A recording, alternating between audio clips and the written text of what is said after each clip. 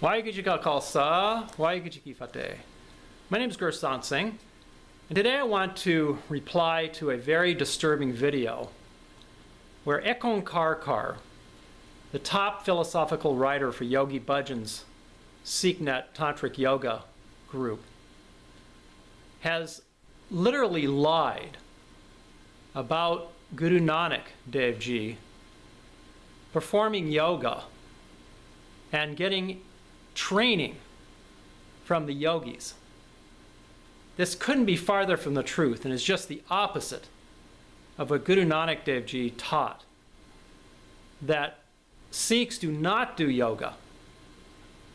Now I want you to listen to this teacher training video which Ek Ong Kaar Kaur made, and keep in mind that she's teaching innocent yoga students about this false history and lineage that kundalini and tantric yoga are part of the Sikh religion.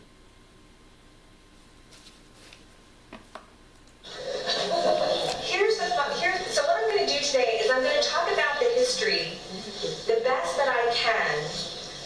And this is kind of 10 years of wool gathering, quotes from the series Singh, old Sikh history books. And I want to be clear about one thing before I start. I'm going to talk about this connection between the Shabad and yoga from the old traditions of Punjab, which is what Yogi Bhajan brought with him. He grew up in pre-partition Punjab. There are old traditions held in the oral culture of the villages, and that's what he carried with us. I'm not speaking what's politically correct among a lot of, the modern Sikhs.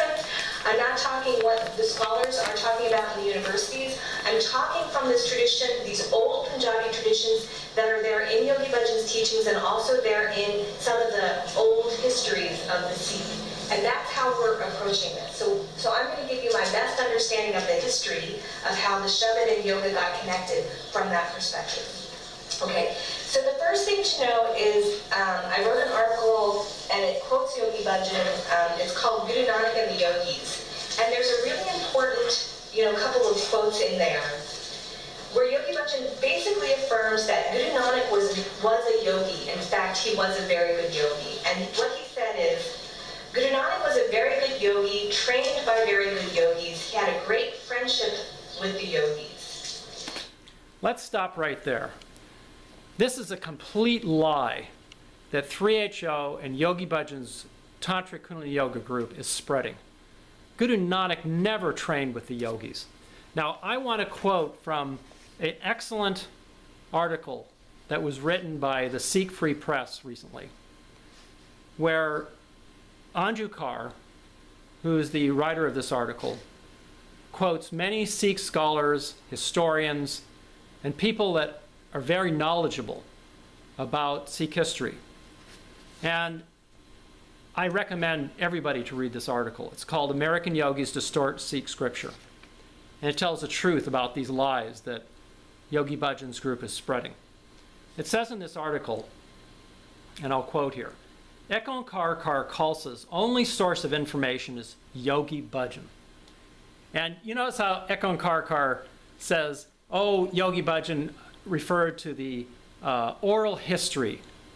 The only oral history is Yogi Bhajan's big fat mouth. That's the only oral history here, and the lies that came from Yogi Bhajan's mouth. From his August 1979 lecture, Ek Ong Kaar Kaur quotes Yogi Bhajan is falsely saying, Guru Nanak was a very good yogi, trained by very good yogis. He had a very great friendship with yogis. If he would not have been a yogi, he would not have gone to the yogis.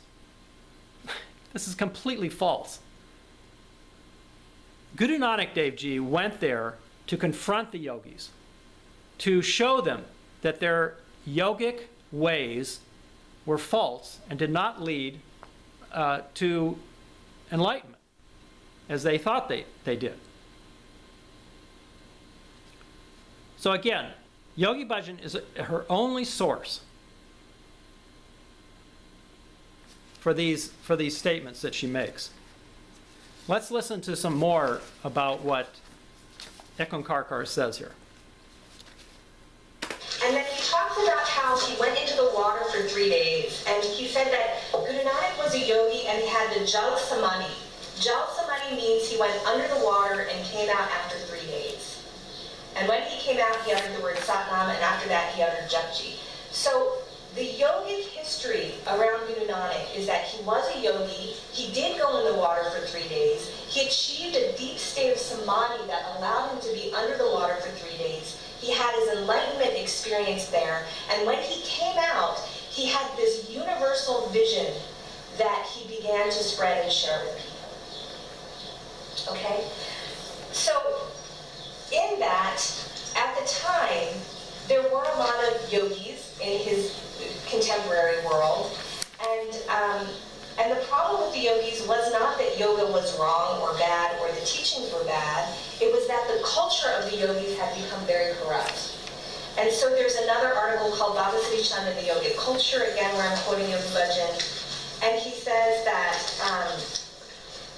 at the time of Baba Sri Chand, there were Riddhi Siddhi yogis, yogis with occult powers, who would scare the householders to death. They would come and do weird things to the householders, the villagers, and the common folks. So Baba Sri Chand assigned the job, Guru Nanak assigned the job to Baba Sri Chand, his son, to see that all the yogis were straightened out before he, Baba Sri Chand, left the planet. Okay, let's stop there again. Now, I'm going to read again from this Sikh Free Press article. It says here, according to the Sikh Encyclopedia, the Sikh Gurus have used the terminology of yoga in their verses and recognized the utility of self-realization. But the methodology prescribed by them is that of Nam Simran, remembrance and praises of God, rather than self-mortification.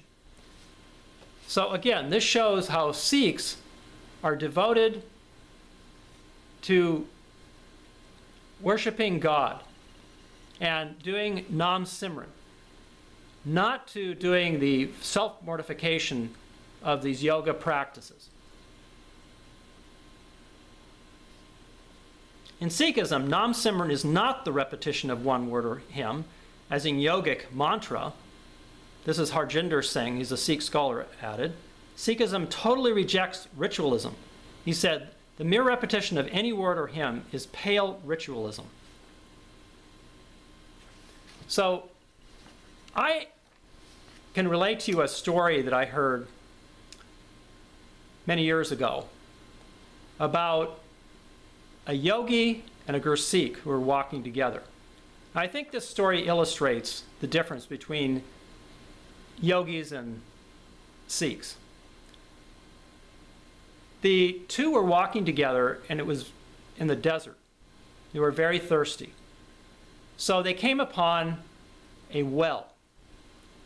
Now, the yogi turned himself into a bird, used his power, city powers, to turn himself into a bird and fly down into the well, where the wind buffeted him and slammed him against the side of the well. And he died there. So the Gursikh sat silently and practiced Nam Simran, praising God and Waheguru, and did not have any kind of outcome or goal in mind. Then God provided rain. Now, the Gursikh didn't have a particular goal in mind. That's the important thing. And didn't use his man-made powers by doing these yogic, made-up occult practices to turn himself into something or to manipulate nature in order to get what he wanted. God just provided what the Gursikh needed, and as far as the Gursikh knew, it could have been many different things that God would have provided. He didn't have a particular outcome in mind. So I think this shows how the difference between yogis and Sikhs. Sikhs only practice Nam Simran, praising God, devotional service to God. This is the main difference. I think that these yogis have an ego. They have in mind that they are practicing all of this yoga, austerities, manipulating their body to obtain these occult powers in order to have power over nature, over power over the different elements. And Yogi Bhajan taught all the time. I was in Yogi Bhajan's group for 30 years, so I'm very familiar with what Yogi Bhajan taught. He taught that you could do meditations or these mantras to get wealth, to get powers, to see auras. The list goes on and on and on. This is not the Sikh way. The Sikh way is only devotional meditation and service to God. We practice what's called Nam Simran. That's the big important difference. Now, you'll notice also in this video that Ek Ong Kaar Kaur tries to relate this son of Guru Nanak, Baba Sri Chand, to yoga and to the practice of yoga. And she tries to relate that to Sikhs. This is a complete lie. I'll read for you from the Gurbani what Gurbani says about Guru Nanak's son, Sri Chand. This is the only thing that we need to know about Sri Chand. All of the rest are made up lies. Siddhi Guru Granth Sahib says, his sons did not obey his word. They turned their backs on him as Guru. These evil-hearted ones became rebellious. They carry loads of sin on their backs. And then Guru Nanak Dev Ji goes on to say, whatever the Guru said, Lena did, and so he was installed on the throne. And he was speaking of the throne of the Guru. So Lena was not Guru Nanak Dev Ji's son, but he was installed as the Guru because he showed devotional service, whereas Sri Chand is described as evil-hearted and rebellious. And now listen to what Ek Ong Kaar Kaur says further about Sri Chand.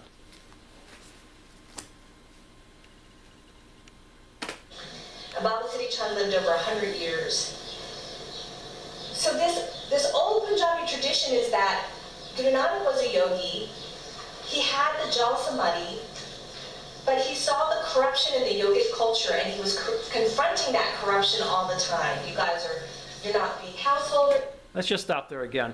Again, this oral tradition that Ek Ong Kaar Kaur is speaking of is a complete false statement. That has nothing to it. I challenge 3HO to come up with any kind of proof other than Yogi Bhajan's big mouth that there is this so-called oral tradition of this Sri Chand being part of the Sikhs and leading the yogis, and then tying this in with Guru Nanak being trained with yogis, and Guru Ram Das, she says later, was brought into this tradition of yoga. It's complete nonsense, completely made up by Yogi Bhajan and his followers. I encourage all those yoga students to read the correct Sikh history and not to listen to this complete lies of Ek Ong Kaar Kaur. There are many sources that you can access. Another great source, besides this article that just came out, is this Dr. Trilochan Singh's book, Sikhism and Tantric Yoga, which was written in 1977, where Dr. Trilochan Singh spent months with Yogi Bhajan. He was a Sikh historian and scholar, and he goes in depth about how Yogi Bhajan lied about all these different things. There's many other resources too on the internet where you can read about the correct Sikh history. And I'll put the links to those in the description to this video. Let's listen to some more of these things that Ek Ong Kaar Kaur is, these lies that Ek Ong Kaar Kaur is spreading. You're doing weird tricks to the householders, and he was the founder of what we know as the Udasi sect. Guru Nanak was the founder, not Baba Siddhi Chand. Guru Nanak was the founder. He created the throne of the Udasi sect, and then he gave that first throne to Baba Siddhi Chand. And Baba Siddhi Chand, as a yogi, had a specific job from his dad, which was, go teach these yogis to stop doing all this weird nonsense. Okay? But at the same time, Guru Nanak also, in his enlightenment experience, channeled a new technology, a new spiritual technology to the earth that we call Shabad Guru. And Shabad Guru is the shortcut, basically. Shabad Guru allows you to achieve great yogic spiritual insight without having to go into these deep ascetic practices that have been practiced from the Vedic times for so many thousands of years. Shabad Guru is the shortcut, and we'll talk about that in a little bit. So at the end of his life, there was a second throne that got created, and this was the throne of the Shabad. And Guru Angad, Lena, his most devoted servant, was bestowed the throne of the Shabad. And I'm trying to remember where I got that quote, but there's a quote in one of these articles where Yogi Bhajan will say, there were two thrones that got created, one went to Baba Siddhi Chand, and one went to Guru Angad. And like I said, these are the old... Again, this idea of these two thrones is ridiculous. Baba Siddhi Chand was cast out by Guru Nanak, and that's the end of it. That's all Gurbani tells us, and that's all we need to know about Siddhi Chand. He was completely rejected by Guru Nanak Dev Ji. Punjabi traditions that show that the Udasis and the Sikhs had a common father, okay? This 3 pages is 10 years of research. I'd like to know specifics about what that 10 years of research is about. It's just research about what Yogi Bhajan said. That's all it is. Now, I want to talk a little bit about why Yogi Bhajan would do this, where he would lie and make up this fake history about yoga and these yogic traditions being part of Sikhi. Well, it's very clear that Yogi Bhajan needed some credibility to the Kundalini and Tantric Yoga that he brought to the United States. Because basically he just made these exercises up. And for all of you who would say that, oh, these things work and what does it matter about the lineage or history, keep in mind that Yogi Bhajan himself even said that these yogas were dangerous and he was taking a chance to teach these things. The Sikh Gurus never taught yoga, and if you look at the true history of the Sikhs and about the Sikh Gurus, you'll see, again, that they never taught tantric or kundalini yoga, and there was a reason for that. Because these occult powers, these occult practices were shunned by the Sikh Gurus. It is not part of being a happy and well-developed person to be trying to go after these occult powers. The Sikh Gurus never practiced them, and Siddhi Chand, like I said, was rejected by Guru Nanak Dev Ji. So look at the long-term effects of this Kundalini and Tantric Yoga. That's what I encourage you to do. For those that are practicing these things, you may feel some kind of temporary high. I call it Kundalini crack. But in the long run, I believe that they're dangerous. And rather than just following the teachings of a customs officer, which that's all Yogi Bhajan was, he may have been funny and he may have been charismatic, but all he really had was just this idea that he'd go to America and make money off of Americans by teaching this yoga. So look more closely at this. Read some of these articles and watch some of my other videos. I give more details about these things too. Waheguru Ji Ka Khalsa, Waheguru Ji Ki Fateh.